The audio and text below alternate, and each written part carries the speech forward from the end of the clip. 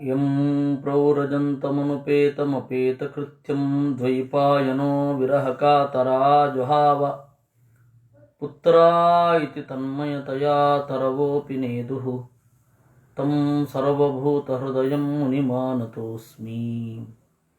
ಮಾತರ್ಮೇ ಮಾತರಿಶ್ವನ್ನ ಪಿತರತುಲಗುರೋ ಭ್ರಾತರಿಷ್ಟಾಪ್ತಬಂಧೋ ಸ್ವಾಮಿನ್ ಸರ್ವಾಂತರಾತ್ಮನ್ನಜರಜರೈತರ್ಜನ್ಮ ಮೃತ್ಯಾಮಯಾನಾಂ ಗೋವಿಂದೇ ದೇಹಿ ಭಕ್ತಿಂ ಭವತಿ ಚ ಭಗವನ್ನೂರ್ಜಿತಾಂ ನಿರ್ನಿಮಿತ್ತಾಂ ನಿರ್ವ್ಯಾಜಾಂ ನಿಶ್ಚಲಾಂ ಸದ್ಗುಣಗಣಬೃಹತೀಂ ಶಾಶ್ವತೀಂ ಆಶುದೇವಾ.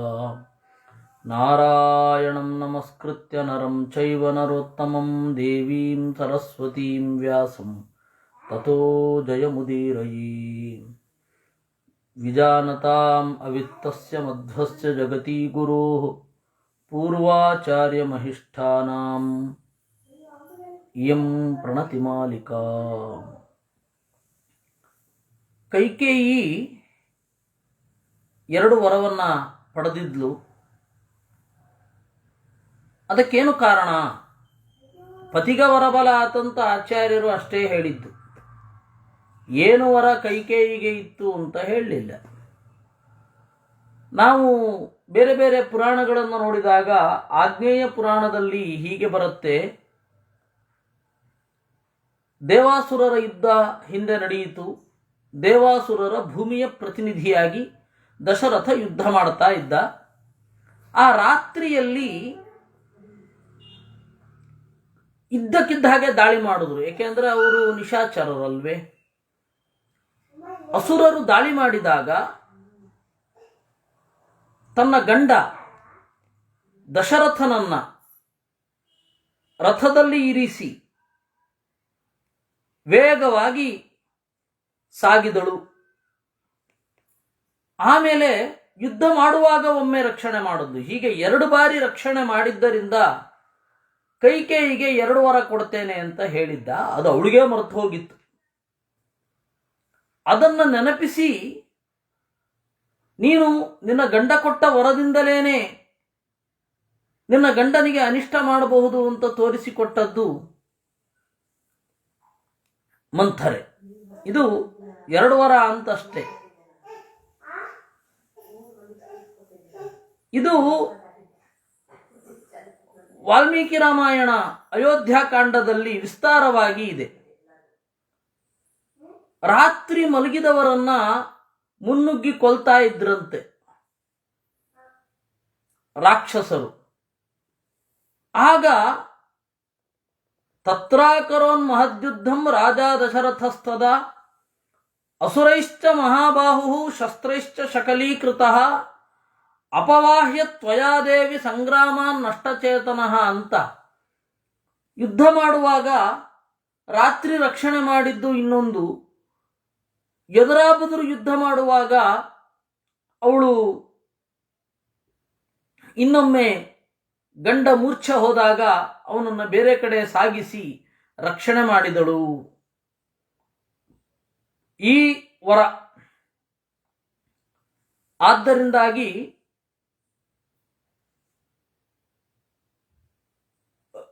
ಕೈಕೇಯಿಗೆ ಈ ವರದ ಬಲ ಇತ್ತು. ಅದನ್ನು ಅವಳು ಸರಿಯಾದ ಸಂದರ್ಭದಲ್ಲಿ ಬಳಸಿಕೊಂಡು ಮಂಥರೆ ಹೇಳಿದಳು. ಮನಸ್ಸು ಕಲುಷಿತ ಆಯಿತು. ಮಂಥರೆಯೇ ಕೊಟ್ಟ ಟಿಪ್ಸನ್ನು ಬಳಸಿ 2 ವರವನ್ನು ಕೇಳಿ ರಾಮನನ್ನು ಹೊರಗಡೆ ದೂಡಿದ್ಲು. ರಾಮ ಹೋಗುವಾಗ ಜನರ ರಿಯಾಕ್ಷನ್ ಏನಿತ್ತು ಅಂತ ಹೇಳ್ತಾರೆ. ವೃಕ್ಷಾನ್ ಪಶ್ವಾದಿ ಕೀಟಾನ್ ಪಿತರಮಥ ಸಖೀನ್ ಮಾತೃಪೂರ್ವಾನ್ ವಿಸೃಜ್ಯ ಪ್ರೋತ್ಥಾಂ ಗಂಗಾಂ ಸ್ವಪಾದಾತ್ ಹರೈವ ಗುಹೇನ ಅರ್ಚಿತಸ್ಸೋಥ ತೀರ್ತ್ವಾ ದೇವಾರ್ಚ್ಯಸ್ಯಾಪಿ ಪುತ್ರಾತ್ ಋಷಿಗಣ ಸಹಿತಾತ್ ಪ್ರಾಪ್ಯ ಪೂಜಾಂ ಪ್ರಯಾತಃ ಶೈಲೇಶಂ ಚಿತ್ರಕೂಟಂ ಕತಿಪಯ ದಿನಾನ್ಯತ್ರ ಮೋದನ್ನುವಾಸ. ವೃಕ್ಷಾನ್ ಪಶ್ವಾದಿ ಕೀಟಾನ್, ರಾಮ ಹೋಗ್ತಾ ಇದ್ದಾಗ ಮರಗಳು ಹತ್ತವು, ಪಶುಗಳು ಹತ್ತವು. ವ್ಯಸೃಜನ್ ಕವಲಾನ್ ನಾಗಾಹ ಅಂತ ಆನೆಗಳು ಅವತ್ತು ತುತ್ತು ಮುಟ್ಲಿಲ್ವಂತೆ. ಕೀಟ ಮೊದಲಾದವುಗಳೆಲ್ಲ ಕಂಗಾಲಾದವು. ಪಿತರಮಥ ಸಖೀನ್ ಮಾತೃಪೂರ್ವಾನ್ ವಿಸೃಜ್ಯ, ತಂದೆಯನ್ನ ಬಿಟ್ಟ. ಸಖೀನ್ ಗೆಳೆಯರು, ತಾಯಂದಿರೇ ಮೊದಲಾದವರು, ಸುಮಾರು 350 ಜನ ತಾಯಂದಿರು, ದಶರಥನ ಹೆಂಡತಿಯರು, ಅವರೆಲ್ಲ ಹೋ ಅಂತ ಹತ್ರು. ಎಲ್ಲರನ್ನ ತೊರೆದು ನಿರ್ಮಮನಾಗಿ ತೆರಳಿದ. ಇದರ ವಿಸ್ತಾರ ಏನು ಇದೆ ಅದೆಲ್ಲವನ್ನು ನಾವು ವಾಲ್ಮೀಕಿ ರಾಮಾಯಣದಲ್ಲಿ ಮತ್ತು ಸಂಗ್ರಹ ರಾಮಾಯಣವನ್ನು ಚಿಂತನೆ ಮಾಡುವಾಗ ಆ ವಾಲ್ಮೀಕಿ ರಾಮಾಯಣದ ಪ್ರತಿಫಲನ ಯಾವ ಯಾವ ಕವಿಗಳು ಮಾಡಿದ್ದಾರೆ ಅಂತ ಹೇಳುವಾಗ ಅದನ್ನು ಚಿಂತನೆ ಮಾಡೋಣ. ಇಲ್ಲಿ ಸಂಕ್ಷಿಪ್ತವಾಗಿ ಹೇಳುವುದು ಆಚಾರ್ಯರ ಉದ್ದೇಶ. ಅದರಿಂದಾಗಿ ಅವರಿಷ್ಟೇ ಹೇಳ್ತಾರೆ, ಗಿಡ ಮರಗಳನ್ನು, ಪಶು ಪಕ್ಷಿಗಳನ್ನು, ಕೀಟಗಳನ್ನು, ತಂದೆಯನ್ನು, ಗೆಳೆಯರನ್ನು, ತಾಯಿ ಮೊದಲಾದವರನ್ನು ತೊರೆದು ದೇವರು ತೆರಳಿದ. ದಾರಿಯ ಮಧ್ಯದಲ್ಲಿ ಗಂಗೆ ಸಿಕ್ಕಳು. ಆ ಗಂಗಾ ನದಿಯ ತೀರದಲ್ಲಿ ಒಬ್ಬ ಗುಹಾ ಅಂತ ಇದ್ದ. ಅವನು ಬೇಡರ ನಾಯಕ, ರಾಮಚಂದ್ರನಿಗೆ ಅತ್ಯಂತ ವಿನೀತನಾದವ.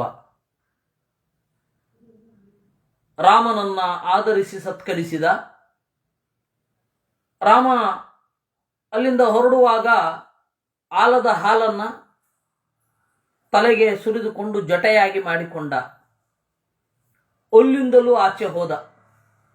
ದೇವಾರ್ಚಸ್ಯಾಪಿ ಪುತ್ರಾತ್ ಋಷಿಗಣ ಸಹಿತಾತ್ ಪ್ರಾಪ್ಯ ಪೂಜಾಂ ಪ್ರಯಾತಃ. ಸರಿ, ಗಂಗೆಯನ್ನು ದಾಟಿ ಮುಂದೆ ಹೋಗುವಾಗ ಭರದ್ವಾಜರ ಆಶ್ರಮ ಬಂತು. ಭರದ್ವಾಜರ ಬಗೆಗೆ ಒಂದೇ ಒಂದು ಚಿತ್ರಣವನ್ನ ಮಧ್ವರು ಕೊಡ್ತಾರೆ. ದೇವಾರ್ಚಸ್ಯ ಪುತ್ರಾತ್ ಅಂತ. ದೇವತೆಗಳಿಂದಲೂ ಪೂಜ್ಯನಾದವ, ದೇವತೆಗಳ ಗುರು ಬೃಹಸ್ಪತಿ, ಅವರ ಮಗ ಭರದ್ವಾಜ. ದೇವಾರ್ಚಸ್ಯಾಪಿ ಪುತ್ರಾತ್ ಅಂದ್ರೆ ಭರದ್ವಾಜರಿಂದ ಪೂಜಾಂ ಪ್ರಾಪ್ಯ, ಸತ್ಕಾರವನ್ನು ಹೊಂದಿ ಅಲ್ಲಿಂದ ಚಿತ್ರಕೂಟಂ ಶೈಲೇಶಂ ಪ್ರಯಾತಃ, ಬೆಟ್ಟಗಳಲ್ಲಿಯೇ ಶ್ರೇಷ್ಠವಾದ ಚಿತ್ರಕೂಟಕ್ಕೆ ಹೋಗಿ ಅತ್ರ ಆ ಚಿತ್ರಕೂಟದಲ್ಲಿ ಕತಿಪಯ ದಿನಾನಿ ಮೋದನ್ ಉವಾಸ, ಕೆಲವು ದಿವಸಗಳ ಕಾಲ ಮೋದನ್ ಆನಂದದಿಂದ ವಾಸ ಮಾಡಿದ. ಅಲ್ಲ, ಈ ಪದ್ಯದಲ್ಲಿ ಒಂದು ಅಕ್ಷರ ಕಡಿಮೆ ಇದೆ. ವೃಕ್ಷಾನ್ ಪಶ್ವಾದಿ ಕೀಟಾನ್ ಪಿತರಮಥ ಸಖೀನ್ ಮಾತೃಪೂರ್ವಾನ್ ವಿಸೃಜ್ಯ, ಸರಿಯಾಗಿ ಅಕ್ಷರ ಇದೆ, ಹೌದಾ? ಇನ್ನು ಪ್ರೋತ್ಥಾಂ ಗಂಗಾಂ ಸ್ವಪಾದಾಧರ ಇವ ಗುಹೇನಾರ್ಚಿತಸ್ಸೋತ ತೀರ್ಥ, ನೋಡಿ, ಇಷ್ಟು ಅಕ್ಷರಗಳಿದ್ರೆ ಸರಿಯಾದ ನಡೆ. ದೇವಾರ್ಚಸ್ಯಾಪಿ ಪುತ್ರಾದೃಷಿ ಗಣಸಹಿತಾತ್ ಪ್ರಾಪ್ಯ ಪೂಜಾಂ ಪ್ರಯಾತಃ, ಸರಿಯಾಗಿದೆ, ಆಯ್ತಾ? ಇನ್ನೂ ಕಡೆಯಲ್ಲಿ ನೋಡಿ, ಶೈಲೇಶಂ ಚಿತ್ರಕೂಟಂ ಕತಿಪಯ ದಿನಾನ್ಯತ್ರ ಕತಿಪಯ ದಿನಾನಿ, ಯಾಕದು ಕತಿಪಯ ದಿವಸಾನತ್ರ ಮೋದನ್ನುವಾತ ಅಂದ್ರೆ ಕರೆಕ್ಟ್ ಆಗತ್ತೆ. ಛಂದಸ್ಸಿನ ಪರಿಜ್ಞಾನ ಇರುವವರಿಗೆ ಇಲ್ಲಿ ಒಂದು ಅಕ್ಷರ ಕಡಿಮೆ ಆಗಿದೆ ಅಂತನ್ನುವುದು ಕಿವಿಗೆ ಸಹಜವಾಗಿ ಗೊತ್ತಾಗತ್ತೆ. ಯಾಕೆ ಆಚಾರ್ಯರು ಹೀಗೆ ಮಾಡಿದ್ರು? ಅಲ್ಲ, ದಿನಾನ್ಯತ್ರ ಮೋದನ್ನುವಾತ ಅಂತ ಹೇಳೋ ಬದಲು ದಿವಸಾನತ್ರ ಮೋದನ್ನುವಾಸ ಅಂತ ಹೇಳಿದ್ರೆ ಏನು ಗಂಟು ಹೋಗೋದು? ಅಕ್ಷರ ಸರಿಯಾಗೋತ್ತಾನೆ, ಏನು ಛಂದೋಲೋಪ ಆಗ್ತಾನೆ ಇರಲಿಲ್ಲ. ಸುಮ್ಮನೆ ಯಾಕೆ ಛಂದೋಲೋಪ ಮಾಡಿದ್ದು ಆಚಾರ್ಯರು ಅಂತ ಹೇಳಿದರೆ ಅದಕ್ಕೆ ನಿರ್ಣಯ ಭಾವಚಂದ್ರಿಕಾಕಾರರು ಬರೀತಾರೆ, ಮೋದಮಾನಸ್ಯ ತಸ್ಯ ದಿನಾನಿ ಅಪಿ ಹ್ರಸಿಷ್ಠಾನಿ ಅನ್ವಭೂಯಂತ ಇತಿ ಪುನಃ ಅಕ್ಷರಹ್ರಾಸೇನ ಸೂಚಯತಿ. ಅಕ್ಷರಹ್ರಾಸದಿಂದ ದೇವರ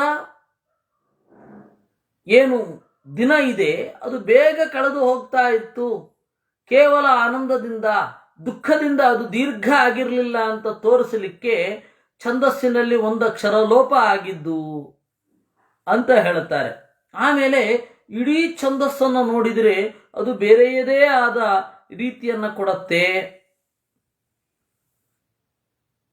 ನೋಡಿ, 4ನೆಯ ಪಾದದಲ್ಲಿ ಶೈಲೇಶಂ ಚಿತ್ರಕೂಟಂ ಕತಿಪಯ ದಿನಾನ್ಯತ್ರ ಮೋದನ್ನುವಾತ ಅಂತ ಹೇಳಿ 20 ಅಕ್ಷರ. ಇನ್ನು 2ನೇದ್ರಲ್ಲಿ ಮತ್ತೆ 3ನೇದ್ರಲ್ಲಿ 20, 3ನೆಯ ಮತ್ತೆ 1ನೆಯ ಪಾದದಲ್ಲಿ 21. ಈ ತರಹ ವಿರತಿ ಯಾವ ಅಕ್ಷರಕ್ಕೆ ನಿಲ್ಲಿಸಬೇಕು ಅನ್ನೋದನ್ನ ವ್ಯತ್ಯಾಸ ಮಾಡೋದು ಗೀತಜ್ಞರಿಗೆ ಅಪರಿಚಿತ ಅಲ್ಲ. ಅಂದ್ರೆ ಭಾರತೀಯ ಛಂದಸ್ಸು ಏನಿದೆ, ಪದ್ಯ ಏನಿದೆ, ಅದು ಸಂಗೀತಕ್ಕೆ ಅತ್ಯಂತ ವಿಲಕ್ಷಣವಾಗೇನೂ ಇರೋದಿಲ್ಲ. ಸಂಗೀತದಲ್ಲಿಯೂ ಕೂಡ ನಾವು ಆ 1 ಅಕ್ಷರ ಜಾಸ್ತಿ 1 ಅಕ್ಷರ ಕಡಿಮೆ ಈ ರೀತಿ ಮಾಡ್ತೇವೆ. ವಾಲ್ಮೀಕಿ ರಾಮಾಯಣದಲ್ಲಿಯೂ ಬೇಕಷ್ಟು ಉಂಟು. ಕ್ಷೇಮೇಂದ್ರನ ಸುವೃತ್ತ ತಿಲಕದಲ್ಲಿ ಆ ರೀತಿ ಬೇಕಷ್ಟು ಉದಾಹರಣೆಗಳನ್ನ ಕ್ಷೇಮೇಂದ್ರ ಹೇಳುತ್ತಾನೆ. ಆ ತರಹ ನಮಗೆ ಕೇಳಿಸ್ತಾ ಹೋಗುತ್ತೆ. ಇವಾಗ ಪದ್ಯದಲ್ಲಿಯೂ, ದಾಸರ ಪದ್ಯದಲ್ಲಿಯೂ ಕೂಡ ಇಷ್ಟೇ ಅಕ್ಷರ ಇರಬೇಕು ಅನ್ನೋದು ಕೆಲವು ಕಡೆ ಮಾತ್ರ ನಮಗೆ ಅದು ನೋಡಿ. ಇವಾಗ ತಿರುಪತಿ ವೆಂಕಟರಮಣ ನಿನಗೇತಕ್ಕೆ ಬಾರದು ಕರುಣ, ನಂಬಿದೆ ನಿನ್ನಯ ಚರಣ ಪರಿಪಾಲಿಸಬೇಕೋ ಕರುಣ. ಇಲ್ಲಿ ಯಾವುದೇ ಛಂದಸ್ಸಿನ ಲೋಪ ಅಥವಾ ಅಕ್ಷರ ಲೋಪ ಅಥವಾ 1 ಅಕ್ಷರ ಜಾಸ್ತಿ ಆಗೋದು 1 ಅಕ್ಷರ ಕಡಿಮೆ ಆಗೋದು ಇವೆಲ್ಲ ಕಿವಿಗೆ ಬೀಳೋದಿಲ್ಲ. ಅಷ್ಟು ಸುಭಗ ಸುಷ್ಟು ಸಮಚರಣದಲ್ಲಿ ಇದೆ. ಆಚಾರ್ಯರ ಹಾಡಿನಲ್ಲಿ ತೆಗೆದುಕೊಂಡ್ರೆ ವಂದಿತಾ ಶೇಷವಂದ್ಯೋರು ವೃಂದಾರಕಂ ವಂದಿ ಚಂದನಾ ಚರ್ಚಿತೋ ದಾರಪೀನಾಂಸಕಂ ಇಂದಿರಾ ಚಂಚಲಾಪಾಂಗನೀರಾಜಿತಂ ಮಂದರೋದ್ಧಾರಿ ವೃತ್ತೋದ್ಭುಜಾ ಭೋಗಿನಂ. ಇಲ್ಲಿ ಸಮಪಾದ, ಸಮಚರಣ, ಸಮಲಯ ಯಾವುದೇ ರೀತಿಯಾದ ವ್ಯತ್ಯಾಸ ಇಲ್ಲ. ಅದೇ ಅತಿಮತ ತಮೋಗಿರಿ ಸಮಿತಿ ವಿಭೇದನ ಪಿತಮಹ ಭೂತಿದ ಗುಣಗಣ ನಿಲಯ ಶುಭತಮ ಕಥಶಯ ಪರಮ ಸದೋದಿತ ಜಗದೇಕ ಕಾರಣ ರಮ ರಮ ರಮಣ. ಇಲ್ಲಿ ದೀರ್ಘವಾದಿದ್ದು ಹ್ರಸ್ವ ಆಗಿದೆ. ಅದೇ ನೀವು ವಂದಿತಾ ಶೇಷವಂದ್ಯೋರು ವೃಂದಾರಕಮ್ಮಲ್ಲಿ ಪಲ್ಲವಿಗೆ ಬಂದ್ರೆ ಏನಿದೆ ಅಲ್ಲಿ? ಪಲ್ಲವಿಗೆ ಬಂದ್ರೆ ದೇವತಾ ಮಂಡಲ ಖಂಡ ಮಂಡಾನಂ. ಇದು ಪದ್ಯವನ್ನ ಹಾಡುವಾಗ ಈ ತರಹದ ಒಂದು ಬದಲಾವಣೆ ಕವಿಯ ಇಚ್ಛೆಗೆ ಅನುಗುಣವಾಗಿ ಇರುತ್ತೆ. ನಾನು ಬೇಕಷ್ಟು ಕನ್ನಡ ಹಾಡುಗಳಲ್ಲಿ ಅದನ್ನು ತೋರಿಸ್ತೇನೆ. ಅಂದ್ರೆ ದಾಸರದ್ದು ಛಂದೋ ಲಕ್ಷಣ ಗೊತ್ತಿರೋವ್ರದ್ದು ಹೇಳ್ತಾರೆ. ಛಂದೋ ಲಕ್ಷಣ ಗೊತ್ತಿಲ್ಲದೆ ಇದ್ದವ್ರು ಎಂತೆಂಥದ ಹಾಡು ಬರೀತಾರೆ ಬಿಡಿ, ಅದ್ರ ಬಗ್ಗೆ ಅಲ್ಲ. ದಾಸರ ಪದ್ಯ ಒಳ್ಳೆ ಸಂಗೀತದ ಪ್ರಜ್ಞೆ ಇರುವ ಸುರಪುರದ ಆನಂದ ದಾಸರು ಇರಬಹುದು, ಆಮೇಲೆ ಪ್ರಸನ್ನ ವೆಂಕಟದಾಸರು ಇರಬಹುದು, ಆಮೇಲೆ ನಮ್ಮ ಪುರಂದರದಾಸರದ್ದು ಇರಬಹುದು, ಶ್ರೀಪಾದರಾಜರು. ಮೊದಲು ಶ್ರೀಪಾದರಾಜರು ಕನ್ನಡದ ಛಂದಸ್ಸುಗಳಲ್ಲಿ ತೀರಾ ಹೊಸ ತರಹದ ಪ್ರಯೋಗಗಳನ್ನು ಮಾಡಿದವರು ಶ್ರೀಪಾದರಾಜರು. ಶ್ರೀಪಾದರಾಜರು ಒಂದು ವೇಳೆ ಇಲ್ಲದೆ ಹೋಗಿರುತ್ತಿದ್ದಿದ್ರೆ ಪುರಂದರದಾಸರು ತಲೆ ಮೇಲೆ ಬಹಳ ಕೆಲಸ ಬಿದ್ದಿರೋದು. ಶ್ರೀಪಾದರಾಜರ ಛಂದೋ ವಿಧಾನ, ಆ ಲಾವಣಿಗಳನ್ನು ಅವರು ತಂದುಕೊಂಡ ರೀತಿ, ಆಮೇಲೆ ದೇಸಿ ಛಂದಸ್ಸುಗಳನ್ನು ಅವರು ದುಡಿಸಿಕೊಂಡ ಬಗೆ ಎಲ್ಲವೂ ಅದ್ಭುತ. ಅವರನ್ನು ಸರಿಯಾಗಿ ನಮ್ಮ ವಿದ್ವಾಂಸರು ಸರಿಯಾಗಿ ಅವರನ್ನು ಹೈಲೈಟ್ ಮಾಡಿದ್ರೆ, ಅಂದರೆ ಹೈಲೈಟ್ ಅಂತಂದರೆ ಇದನ್ನಲ್ಲ, ಏನು ಇದು ಆ ಪವಾಡ ಮಾಡಿಬಿಟ್ರು ಈ ಪವಾಡ ಮಾಡಿಬಿಟ್ರು ಅಲ್ಲ. ಅವರನ್ನು ಸರಿಯಾಗಿ ಲಕ್ಷಣಗಳನ್ನು ಇಟ್ಟುಕೊಂಡು ನಾವು ಮುಂದೆ ಇಟ್ಟಿದ್ರೆ ಇಮ್ಮಡಿ ನಾಗವರ್ಮನ ಛಂದೋ ವಿಚಿತಿ ಅಂತ ಏನು ಇದೆ, ಇಮ್ಮಡಿ ನಾಗವರ್ಮನ ಹೆಸರಿಗಿಂತ ಛಂದಸ್ಸಿನಲ್ಲಿ ಹೊಸ ಹೊಸ ರೀತಿಯಾದ ಪರಿಷ್ಕಾರ ಮಾಡಿದವರು ಅಂತ ಹೇಳಿ ನಾವು ಶ್ರೀಪಾದರಾಜರನ್ನ ಎಷ್ಟು ಚೆನ್ನಾಗಿ ಜಗತ್ತಿನ ಮುಂದೆ ಇಡಬಹುದಿತ್ತು. ಇವಾಗ ನಾವು ಆ ತರಹದ್ದನ್ನೆಲ್ಲ ಹೇಳ್ತಾ ಹೋದರೆ ಯಾರು ಗಮನಕ್ಕೂ ಬಿಡೋಲ್ಲ. ಯಾಕೆ ಅಂತಂದ್ರೆ ಇವ್ರದ್ದು ಅಬ್ಬರ ಜಾಸ್ತಿ ಇದೆ, ಕೇಳೋದೇ ಇವರು ಕೇಳಲ್ಲ, ಕೇಳುವವರಿಗೆ ಇದು ಬೇಕಿಲ್ಲ. ಈ ತರಹ ಆಗಿಬಿಟ್ಟಿದೆ. ವಸ್ತುತಃ ನಾವು ನಮ್ಮ ಸ್ವಾಮಿಗಳು ಏನಿದ್ದಾರೆ, ಶ್ರೀಪಾದರಾಜರಾಗಿರಬಹುದು, ವ್ಯಾಸತೀರ್ಥರಾಗಿರಬಹುದು, ರಾಘವೇಂದ್ರ ಸ್ವಾಮಿಗಳಾಗಿರಬಹುದು, ಎಂತೆಂಥ ಮಹನೀಯರು ಆಗಿ ಹೋದರೂ ಅವರ ಒಳ್ಳೆಯ ಸಂಗತಿಯನ್ನ ಅಂದರೆ ಅವರು ಪ್ರಜ್ಞಾ ವೈಭವವನ್ನು ನಾವಿವತ್ತು ಮುಂದೆ ಇಡ್ಲಿಕ್ಕೆ ಹೋದರೆ ಆಗದೇ ಇರುವಂತಹ ಪರಿಸ್ಥಿತಿ. ಭಕ್ತರಿಗೆ ಅದು ಬೇಕಿಲ್ಲ. ಅವರಿಗೆ ನಮ್ಮ ಮನೆಯ ಕಷ್ಟಗಳು ತೀರತ್ತಾ ಇವರನ್ನು ಹಿಡಿದ್ರೆ. ವಿದ್ವಾಂಸರಿಗೆ ಗಮನ ಇಲ್ಲ. ಅಂದರೆ ವಿದ್ವಾಂಸರು ಅಂದರೆ ಒಂದು ಸ್ವಲ್ಪ ಯೋಚನೆ ಮಾಡುವವರು ಏನು ಕೊಡುಗೆ ಕೊಟ್ಟರು ಅಂತ ಯೋಚನೆ ಮಾಡುವವರಿಗೆ ಗಮನ ಇಲ್ಲ. ಈ ತರಹ ಆಗಬಾರದು. ನಾವು ಅವರಿಗೆ ಬಹಳ ಪ್ರೀತಿಯಾಗಬೇಕು. ರಾಘವೇಂದ್ರ ಸ್ವಾಮಿಗಳು ನಮ್ಮನ್ನು ಪ್ರೀತಿಸಬೇಕು ಅಂತ ನಮಗಿರಬೇಕು. ವಾದಿರಾಜರಿಗೆ ನಮ್ಮ ಮೇಲೆ ಪ್ರೀತಿ ಬರಬೇಕು ಅಂದರೆ ನಾವೇನು ಮಾಡಬೇಕು? ಅವರ ಗ್ರಂಥಗಳ ಒಳಗಡೆ ನುಗ್ಗಿ ಅವರು ಆಚಾರ್ಯರ ವಾಂಗ್ಮಯಕ್ಕೆ ಕೊಟ್ಟ ಕೊಡುಗೆ ಏನು ಅನ್ನೋದನ್ನು ನಿಷ್ಪಕ್ಷಪಾತವಾಗಿ, ಉತ್ಪ್ರೇಕ್ಷೆ ಇಲ್ಲದೆ, ಅತಿಶಯೋಕ್ತಿ ಇಲ್ಲದೆ ಮುಂದೆ ಇಡುವಂತಹ ಕೆಲಸ ಆಗಬೇಕು. ಯಾಕೆ ಹೇಳಿದ್ದು ಅಂತಂದರೆ, ಗೀತೆಯಲ್ಲಿ, ಸಂಗೀತದಲ್ಲಿ ನೀವು ಪುರಂದರದಾಸರ ಪಲ್ಲವಿ, ಅನುಪಲ್ಲವಿ, ಚರಣ ಅದು ಯಾವ ರೀತಿ ಮೂಲ ವಸ್ತುವಿಗೆ ಸಂಬಂಧಪಡುತ್ತೆ ಅಂತ ಯೋಚನೆ ಮಾಡಿದ್ರೇ ಒಂದು ಅದ್ಭುತ ಅಂತ ಅನಿಸುತ್ತೆ. ಸುಮ್ಮನೆ ಒಂದು ಉದಾಹರಣೆ ಹೇಳ್ತೇನೆ. ಎಲ್ಲರಿಗೂ ಗೊತ್ತಿರುವ ಹಾಡು, ನಮ್ಮ ಪುರಂದರದಾಸರ ಆರಾಧನೆ ಹತ್ತಿರದಲ್ಲೇ ಇದೆ. ನೀವು ಸುಮ್ಮನೆ ನೋಡಿದರೆ ಪಿಳ್ಳಂಗೋವಿಯ ಚಲ್ವ ಕೃಷ್ಣನ ಎಲ್ಲಿ ನೋಡಿದಿರಿ? ಪ್ರಶ್ನೆನ ಅದು? ಇಲ್ಲ. ಎಲ್ಲಿ ನೋಡಿದರಲ್ಲಿ ತಾನಿಲ್ಲದಿಲ್ಲವೆಂದು ಬಲ್ಲ ಜಾಣರೇ ಅಂತ. ನೀವು ಜಾಣರು ಅಂತ ಗೊತ್ತಿದೆ ಅಂತಂದ್ರೆ ಯಾವುದರ ಮೇಲೆ ಜಾಣತನ ಡಿಪೆಂಡ್ ಆಗಿದೆ ಅನ್ನೋದು ಗೊತ್ತಿದೆ ಅಂದ್ರೆ ಗೊತ್ತಿದೆ. ಅಂದ್ರೆ ಈ ಪ್ರಶ್ನೆ ಅಸಂಗತವಾ? ಮರುನಿರೂಪಣೆಯ? ಹೀಗಾಗಿ ಆ ಪದ್ಯದ ಪಲ್ಲವಿ, ಅನುಪಲ್ಲವಿ ಮತ್ತೆ ಆ ಸೊಲ್ಲು, ಆ ಇಡೀ ಪದ್ಯ ಏನು ಹೇಳಲಿಕ್ಕೆ ಹೊರಟಿದೆ ಅದೊಂದು ಅದ್ಭುತ. ಆ ತರಹ ಗಂಭೀರವಾಗಿ ಅಧ್ಯಯನ ಮಾಡಬೇಕಾದದ್ದು. ಇದು ಪಾಠಾಂತರ ಯಾವುದು ಸರಿ, ಯಾವುದು ಸರಿ, ಮತ್ತೆ ಏನಿದೆ ಅಂತ ನಾವು ಯೋಚನೆ ಮಾಡಿದರೆ ಬಹಳ ಪ್ರಿಯ ಆಗತ್ತೆ. ಯಾಕೆ ಹೇಳಿದ್ದು ಅಂತಂದರೆ, ಆ ಪದ್ಯಗಳಲ್ಲಿ ಇದು ಲಕ್ಷಣ ಏನು, ಆ ಲಕ್ಷಣದ ಪದ್ಯಗಳಲ್ಲಿ ಒಂದು ಯಾಕೆ ಜಾಸ್ತಿ ಆಗತ್ತೆ, ಒಂದು ಯಾಕೆ ಕಡಿಮೆ ಆಗತ್ತೆ, ಯಾವ ಅಕ್ಷರ ದೀರ್ಘವಾಗಿ ಮುಂದುವರಿಯುತ್ತೆ, ಯಾವ ಅಕ್ಷರ ಹ್ರಸ್ವ ಆಗತ್ತೆ, ಇದೆಲ್ಲದರ ವಿವೇಚನೆಯನ್ನು ಮಾಡಬೇಕಾಗತ್ತೆ. ಅದು ಅವರಿಗೆ ಪ್ರಿಯ. ಪುರಂದರದಾಸರಿಗಾಗಲಿ, ರಾಘವೇಂದ್ರ ಸ್ವಾಮಿಗಳಿಗಾಗಲಿ ಅದು ಅವರಿಗೆ ಪ್ರಿಯ. ಅದರಿಂದಾಗಿ ಶೈಲೇಶಂ ಚಿತ್ರಕೂಟಂ ಕತಿಪಯ ದಿನಾನ್ಯತ್ರ ಮೋದನ್ನುವಾತ, ದಿನಾನಿ ಅಂತನ್ನುವಲ್ಲಿ ಮೊಟಕು ಆದಂತೆ ಎಲ್ಲರಿಗೂ ಕೇಳುತ್ತೆ. ಆದರೆ ಆ ತರಹ ಆಚಾರ್ಯರು ಯಾಕೆ ಮಾಡಿದ್ರು? ಯಾಕೆ ಲೋಪ ಮಾಡಿದ್ದು? ಯಾಕೆ ಲೋಪ ಮಾಡಿದ್ದು ಅಂತಂದರೆ, ದಿವಸಗಳು ದುಃಖದಿಂದ ದೀರ್ಘ ಆಗಲಿಲ್ಲ ಅಂತ ಹೇಳಲಿಕ್ಕೆ ಅಕ್ಷರವನ್ನು ಲೋಪ ಮಾಡಿದ್ದು. ದಿವಸಾನತ್ರ ಮೋದನ್ನುವಾತ ಅಂದರೆ ಛಂದಸ್ಸು ಸರಿ ಹೋಗ್ತಾ ಇತ್ತು. ತದೇತದಕ್ಷರ ಲೋಪೇನ ವಿರತಿ ವಿಧಾನಂ ರಸಜ್ಞಾ ಗೀತಜ್ಞಾನಾಂ ನ ಅಪರಿಚಿತಮಿತಿ ಗಂಧರ್ವ ವಿದ್ಯಾ ನಿಪುಣಸ್ಯ ಭಗವತಃ ಸುಷ್ಠು ಶೋಭತೆ. ಏವಂ ಲೌಕಿಕ ಛಂದಸಾಮಪಿ ನಿಚೃತ್ವಾದಿ ಸಂಪಾದನೇನ ಅರ್ಥವಿಶೇಷ ಸ್ಫೋರಣಂ ವೈದಿಕೀಕರಣಂಚ ಪರಮವೈದಿಕಸ್ಯ ಆಚಾರ್ಯಸ್ಯ ನಿತರಾಂ ಶೋಭತೆ.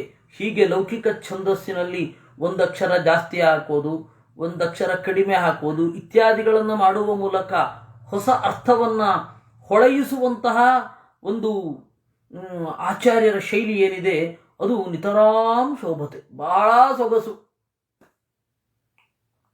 ಅನ್ನೋದು ಇಲ್ಲಿ ಇರುವಂಥದ್ದು. ಹೀಗೆ ನಾವು 4ನೆಯ ಪದ್ಯವನ್ನು ನೋಡಿ, ಅಂದರೆ ಇವತ್ತಿನ ಮೊದಲನೇ ಪದ್ಯವನ್ನು ನೋಡಿ ಮುಂದೆ ಬರೋಣ.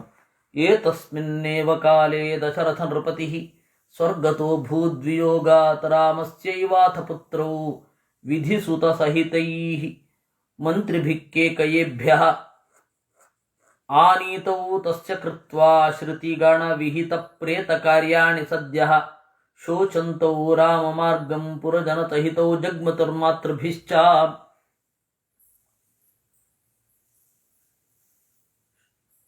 ಏತಸ್ಮಿನ್ನೇವ ಕಾಲೇ, ಇದೇ ಸಂದರ್ಭದಲ್ಲಿ, ದಶರಥ ನೃಪತಿ, ದಶರಥನು ರಾಮಸ್ಯೈವ ವಿಯೋಗಾತ್, ರಾಮನ ಬೇರ್ಪಡೆಯಿಂದಲೇ ಸ್ವರ್ಗತಃ ಅಭೂತ್, ಈ ಭೂಮಿಯನ್ನ ತೊರೆದ, ಸ್ವರ್ಗವನ್ನು ಸೇರಿದ. ಅಥ ತದನಂತರ ವಿಧಿಸುತ ಸಹಿತೈ ಮಂತ್ರಿಭಿ, ವಸಿಷ್ಠರೇ ಮೊದಲಾದ ಮಂತ್ರಿಗಳಿಂದ ಪುತ್ರೌ ಆನೀತೌ, ಭರತ ಶತ್ರುಘ್ನರು ಕರೆಯಿಸಲ್ಪಟ್ಟರು. ಅವರೆಲ್ಲಿದ್ದರು? ಕೇಕಯೇಭ್ಯ, ಕೇಕಯ ದೇಶದಲ್ಲಿ ಇದ್ದರು ಅವರು. ಅವಾಗ ಅದು ಪ್ರಸಿದ್ಧ ವಿಶ್ವವಿದ್ಯಾಲಯ ಅಫ್ಘಾನಿಸ್ತಾನ. ಕೇಕಯ ಅಂತಂದರೆ ಈಗಣ ಅಫ್ಘಾನಿಸ್ತಾನ. ಅಫ್ಘಾನಿಸ್ತಾನದಲ್ಲಿ ಎಲ್ಲ ತರಹದ ವಿದ್ಯೆಯನ್ನು ಕಲಿತುಕೊಂಡು ಇದ್ದರು. ಅಲ್ಲಿಂದ ಅವರನ್ನು ಕರೆತಂದಿದ್ದಾಯಿತು. ಕೂಡಲೇ ಶ್ರುತಿಗಣ ವಿಹಿತ ಪ್ರೇತ ಕಾರ್ಯಾಣಿ ತಸ್ಯ ಕೃತ್ವ, ಶ್ರುತಿ ಗಣ ವಿಹಿತ ಪ್ರೇತ ಕಾರ್ಯಾಣಿ, ವೇದಾದಿಗಳಿಂದ ವಿಹಿತವಾದ ಪ್ರೇತ ಸಂಸ್ಕಾರಗಳನ್ನು ಮಾಡಿ. ಯಾಕೆ ಅದು ಶ್ರುತಿ ಗಣ ಎಂಥದು? ಶ್ರುತಿ ಸಾಕಲ್ವೇ? ಅಂದರೆ ದ್ವಿವಿಧಾ ಸಂಸ್ಕಾರಾ ಭವಂತಿ. ಸಂಸ್ಕಾರ ಎರಡು ರೀತಿ, ಅಶ್ರೌತ ಪುರೋಧ ಪ್ರಜ್ಞಾವಾದ ಮೂಲಾ ಶ್ರುತಿ ಮೂಲಾ ಇತಿ. ವೇದದಲ್ಲಿ ಸ್ಪಷ್ಟ ಇರೋದಿಲ್ಲ, ಆದರೆ ಆ ದೇಶಾಚಾರ ಅಂತ ಒಂದಿರುತ್ತೆ. ಅದು ಪುರೋಧ ಪ್ರಜ್ಞಾ ಮೂಲ. ಕೆಲವೊಮ್ಮೆ ಪುರೋಹಿತರು ಯೋಚನೆ ಮಾಡಿ ಇಲ್ಲಿ ಈ ತರಹ ಮಾಡಿಸಿದ್ರೆ ಸಾಕು ಅಂತ ಪ್ರಜ್ಞಾಪೂರ್ವಕವಾಗಿ ಯೋಚನೆ ಮಾಡಿರ್ತಾರೆ. ಇನ್ನು ಕೆಲವೊಮ್ಮೆ ವೇದದಲ್ಲೇ ನೇರವಾಗಿ ಅದಿರುತ್ತೆ. ಮೊದಲನೆಯದ್ದು ಸಮಾಜ, ಅಲ್ಲಿ ಆ ಒಂದು ಆಚರಣೆ ಅಲ್ಲಿ ಒಂದು ಇರ್ತದೆ, ಇದು ಸ್ವಾರ್ಥ ಮೂಲ. ಎರಡನೆಯದ್ದು ಧರ್ಮ ಮೂಲ. ಈ ಎರಡನ್ನೂ ಕೂಡ ಮಾಡಿದ್ದು ಶ್ರುತಿಗಣ ವಿಹಿತ ಪ್ರೇತ ಕಾರ್ಯಾಣಿ ಸದ್ಯ, ಅದನ್ನ ಕೂಡಲೇ ಮಾಡಿ, ಸದ್ಯ ಮಾಡಿದ ಕೂಡಲೇ ಶೋಚಂತೌ ದುಃಖ ಪಡ್ತಾ, ಪುರಜನ ಸಹಿತೌ ಹಳ್ಳಿಗರಿಂದ ಪಟ್ಟಣದವರಿಂದ ಕೂಡಿಕೊಂಡು, ಮಾತೃಭಿಶ್ಚ ಮೂರೂ ಜನ ತಾಯಂದಿರಿಂದ ಕೂಡಿಕೊಂಡು, ರಾಮ ಮಾರ್ಗಂ ಜಗ್ಮತುಹು ಭರತ ಶತ್ರುಘ್ನರು ರಾಮನ ದಾರಿಯನ್ನ ಹಿಡಿದರು. ಧಿಕ್ಕುರುವಂತೌ ನಿತಾಂತಂ ಸಕಲ ದುರಿತಗಾಂ ಮಂಥರಾಂ ಕೈಕಯೀಂ ಚ ಪ್ರಾಪ್ತೌ ರಾಮಸ್ಯ ಪಾದೌ ಮುನಿಗಣಸಹಿತೌ ತತ್ರ ಚೋವಾಚನತ್ವಾ ರಾಮಂ ರಾಜೀವನೇತ್ರಂ ಭರತ ಇಹ ಪುನಃ ಪ್ರೀತಯೇ ಸ್ಮಾಕಮೀಶ ಪ್ರಾಪ್ಯಾಶು ಸ್ವಾಮಯೋಧ್ಯಾಂ ಅವರಜ ಸಹಿತಃ ಪಾಲಯೇಮಾಂ ಧರಿತ್ರೀಂ. ಸಕಲ ದುರಿತಗಾಂ, ಎಲ್ಲ ದುಃಖಕ್ಕೆ ಕಾರಣಳಾದ ಮಂಥರೆಯನ್ನು ಕೈಕೈಯನ್ನು ಧಿಕ್ಕುರುವಂತವು ಛೀತ್ಕರಿಸುತ್ತಾ, ಮುನಿಗಣ ಸಹಿತವು ಎಲ್ಲ ಮುನಿಗಳಿಂದ ಕೂಡಿಕೊಂಡು ಭರತ ಶತ್ರುಘ್ನರು ರಾಮಸ್ಯ ಪಾದವು ಪ್ರಾಪ್ತವು ರಾಮನ ಅಡಿಗಳ ಬಳಿ ಸಾಗಿದರು. ತತ್ರ ಆ ಅರಣ್ಯದಲ್ಲಿ ನತ್ವಾ ಉವಾಚ, ರಾಮನಿಗೆ ನಮಸ್ಕರಿಸಿ ಭರತ ನುಡಿದ ಏನಂತ? ಈಶಾ, ಜಗದೊಡೆಯನೇ, ಅಸ್ಮಾಕಂ ಪ್ರೀತಯೇ, ನಮ್ಮ ಪ್ರೀತಿಗಾಗಿ ಸ್ವಾಂ ಅಯೋಧ್ಯಾಂ ಪ್ರಾಪ್ಯ, ನಿನ್ನದ್ದೇ ಆಗಿರುವ ಅಯೋಧ್ಯೆಯನ್ನ ನಿನ್ನ ತಮ್ಮ ಲಕ್ಷ್ಮಣನಿಂದ ಕೂಡಿಕೊಂಡು ತಲುಪಿ ಇಮಾಂ ಧರಿತ್ರೀಂ ಪಾಲಯ, ಅಯೋಧ್ಯೆಯಿಂದ ಇಡೀ ಭೂಮಿಯನ್ನ ಪಾಲನೆ ಮಾಡು. ಇತ್ಯುಕ್ತ ಕರ್ತುಮೀಶಃ ಸಕಲ ಸುರಗಣಾಪ್ಯಾಯನಂ ರಾಮದೇವಃ ಸತ್ಯಾಂ ಕರ್ತುಂ ಚ ವಾಣೀಂ ಅವದದತಿ ತರಾಂ ನೇತಿ ಸದ್ಭಕ್ತಿ ನಮ್ರಂ ಭೂಯೋ ಭೂಯೋರ್ಥಯಂತಂ ದ್ವಿಗುಣಿತ ಶರದಾಂ ಸಪ್ತಕೆ ತ್ವಭ್ಯತೀತೆ ಕರ್ತೈತತ್ತೇ ವಚೋಹಂ ಸುದೃಢಮೃತಮಿದಂ ಮೇ ವಚೋ ನಾತ್ರ ಶಂಕಾ. ಇತ್ಯುಕ್ತಃ, ಈ ರೀತಿಯಾಗಿ ಭರತ ಭಿನ್ನವಿಸಿಕೊಂಡ. ಈಶಃ ಕರ್ತುಂ, ದೇವರಿಗೆ ಮಾಡಲಿಕ್ಕೆ ಯಾವ ತೊಂದರೆಯೂ ಇರಲಿಲ್ಲ. ಅಂದರೆ ಕಾನೂನಿನ ತೊಡಕು ಆಗಲಿ ಅಥವಾ ನ್ಯಾಯದ ತೊಡಕಾಗಲಿ ದೇವರಿಗೇನು ಇರಲಿಲ್ಲ. ಆದರೆ ಸಕಲ ಸುರಗಣಾಪ್ಯಾಯನಂ ಕರ್ತುಂ, ಎಲ್ಲ ದೇವತೆಗಳಿಗೆ ಆನಂದವನ್ನು ಉಂಟು ಮಾಡಬೇಕಿತ್ತು. ವಾಣೀಂ ಸತ್ಯಾಂಚ ಕರ್ತುಂ, ಮತ್ತೆ ಒಂದು ಸರ್ತಿ ಆಯ್ತಾ ಅಪ್ಪ 14 ವರ್ಷ ನಾನು ಕಾಡಿಗೆ ಹೋಗ್ತೇನೆ ಅಂತ ಹೇಳಿದ ಮೇಲೆ ನನ್ನ ಮಾತನ್ನು ನಾನೇ ಧಿಕ್ಕರಿಸೋದು ಚೆನ್ನಾಗಿರೋದಿಲ್ಲ ಅಂತ ರಾಮಚಂದ್ರ ಹೇಳಿದ. ಸದ್ಭಕ್ತಿ ನಮ್ರಂ, ನಿರ್ದುಷ್ಟವಾದ ಭಕ್ತಿಯಿಂದ ಬಾಗಿರುವ ಭರತನನ್ನ ಇಲ್ಲ ನಾನು ಬರೋದಿಲ್ಲ ಅಂತ ಹೇಳಿದ. ಭೂಯ ಭೂಯ ಅರ್ಥಯಂತಂ, ಮತ್ತೆ ಮತ್ತೆ ಅವನು ಬೇರೆ ಬೇರೆ ರೀತಿಯಿಂದ ತರ್ಕದಿಂದ ಆಮೇಲೆ ಭಾವುಕವಾಗಿ ಎಲ್ಲ ರೀತಿಯಿಂದ ಧರ್ಮಶಾಸ್ತ್ರದ ನೆಲೆಯಿಂದ ಯಾವುದೇ ರೀತಿಯಿಂದ ಹೇಳಿದಾಗ ರಾಮಚಂದ್ರ ಹೇಳಿದ, ದುಗುಣಿತ ಶರದಾಂ ಸಪ್ತಕ್ಕೆ, 14 ವರ್ಷ ಅಭ್ಯತೀತೆ ಕಳೆದ ಮೇಲೆ ತೇ ವಚಃ ಕರ್ತ, ನಿನ್ನ ಮಾತನ್ನ ನಾನು ಮಾಡ್ತೇನೆ.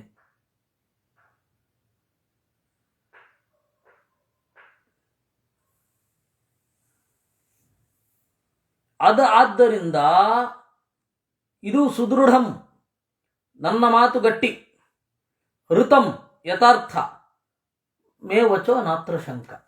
ಹೀಗಾಗಿ ನನ್ನ ಮಾತಿನಲ್ಲಿ ಯಾವುದೇ ಶಂಕೆ ಬೇಡ ನಿನಗೆ ಅಂತ ಹೇಳಿದ.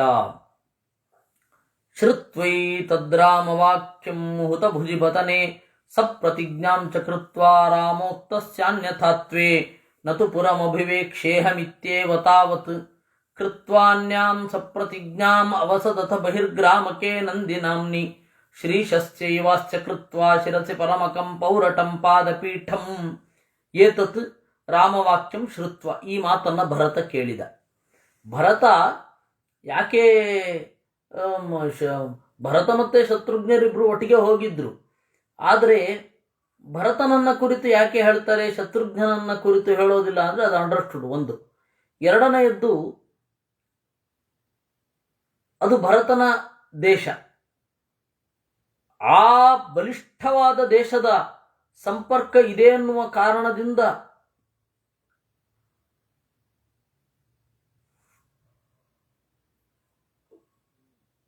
ಪಾಲು ಆಗುವಾಗ, ರಾಜ್ಯದ ಪಾಲು ಆಗ್ಬೇಕಾದ್ರೆ ಯಾರು ಇಬ್ರು, ಯಾರು ಒಂದು ರಾಮ ಮತ್ತೆ ಭರತ ಅಂತ.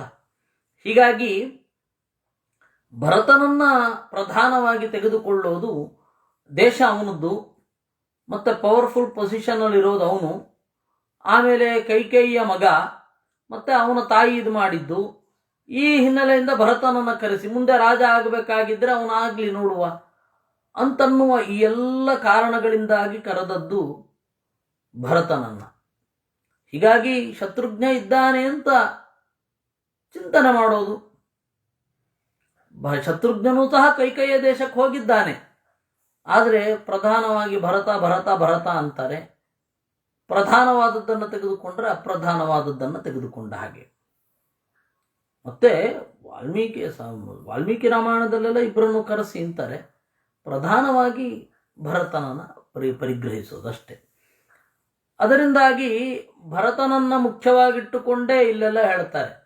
ಶತ್ರುಘ್ನ ಮಾತನಾಡೋದು ನಾವು ಕಾಣೋದು ಅಯೋಧ್ಯಾಕಾಂಡದ ಒಂದು ಸಣ್ಣ ಪ್ರಸಂಗದಲ್ಲಿ, ಮತ್ತೆ ನಮಗೆ ಕಾಣೋದು ಕೇಳೋದು ಎಲ್ಲ ಇದರಲ್ಲಿ, ಅದು ಉತ್ತರಕಾಂಡದಲ್ಲಿಯೇ.